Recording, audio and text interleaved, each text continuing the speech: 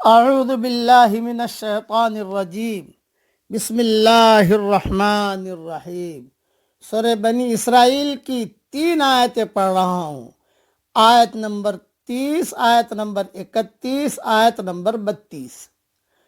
ان ربک یبسط الرزق لمن یشاء ویقدر، بے شک آپ کا رب جس کو چاہتا ہے زیادہ رزق دیتا ہے اور جس کے لیے چاہتا ہے تنگ کر دیتا ہے۔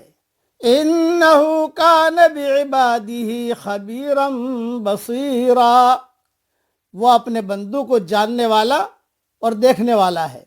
ولا تقتلوا اولادکم خشیۃ املاق، اور اپنی اولاد کو مفلسی کے اندیشے سے قتل نہ کرو۔ نحن نرزقہم وإیاکم، ہم ان کو بھی رزق دیتے ہیں اور تم کو بھی۔ ان قتلہم کان خطأ کبیرا، بے شک ان کو قتل کرنا بڑا گناہ ہے۔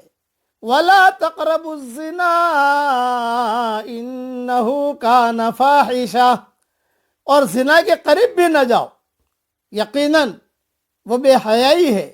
وساء سبیلا، اور برا راستہ ہے۔ تشریح سن لیجئے اس کی مختصر تفصیل انشاءاللہ ریاض التفسیر میں دیکھ لیجئے گا۔ اس میں اہل ایمان کے لیے تسلی ہے کہ ان کے پاس وسائل رزق کی فراوانی نہیں ہے، تو اس کا مطلب یہ نہیں ہے کہ اللہ کے یہاں ان کا کوئی مقام نہیں ہے، بلکہ یہ رزق کی وسعت یا کمی، اس کا تعلق اللہ کی حکمت اور مصلحت سے ہے، جسے صرف وہی جانتا ہے۔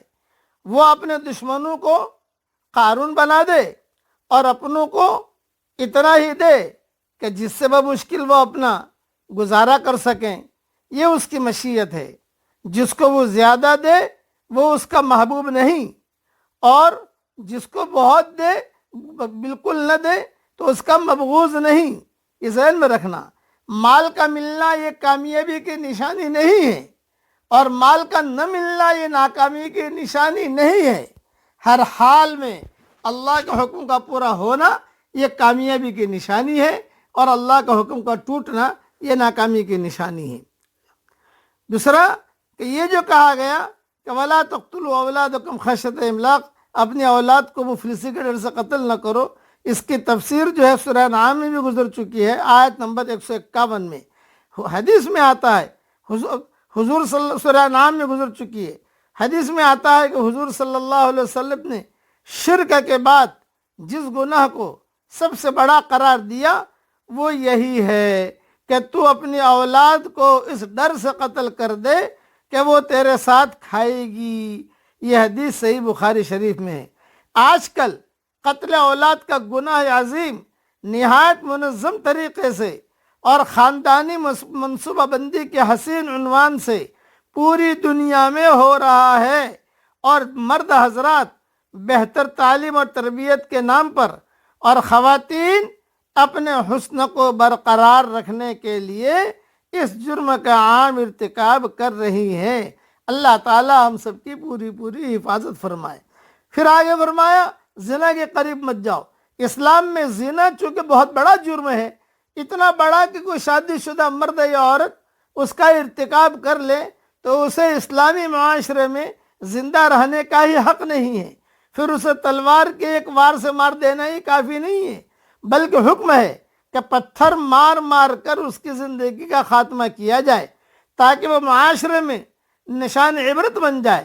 اس لیے یہاں فرمایا کہ زنا کے قریب بھی مت جاؤ، یعنی اس کے دوائی اسباب سے بھی بچ کر رہو۔ مثلا غیر محرم عورت کو دیکھنا، ان سے اختلاط اور کلام کی راہیں پیدا کرنا، اور موبائل پر جو ہے میٹھی میٹھی باتیں کرنا، اور پھر واٹس ایپ کے ذریعے سے پیاری پیاری باتیں ایک دوسرے سے کرنا، یہ سب چیزوں کو منع کیا کہ ان کو دیکھنا، ان سے اختلاط کلام کی راہیں پیدا کرنا۔ اسی طرح عورتوں کا بے پردہ اور بن سور کر گھروں سے باہر نکلنا وغیرہ، ان تمام امور سے اجتناب ضروری ہے تاکہ اس بے حیائی سے بچا جا سکے۔ لڑکیوں کو قریب کرنے کے لیے ان کے برتھ ڈے میں مبارکبادی دیں گے، اور لڑکوں کو قریب کرنے کے لیے برتھ ڈے میں ان کو مبارکبادی دیں گے۔ یہ سب جو ہے زنا کے قریب کی چیزیں ہیں۔ کوئی کام ایسا مت کرو جس سے آدمی زنا تک پہنچے۔ اللہ تعالیٰ ان برائیوں سے ہم سب کی پوری حفاظت فرمائے، آمین۔ وآخر دعوانا ان الحمد للہ رب العالمین۔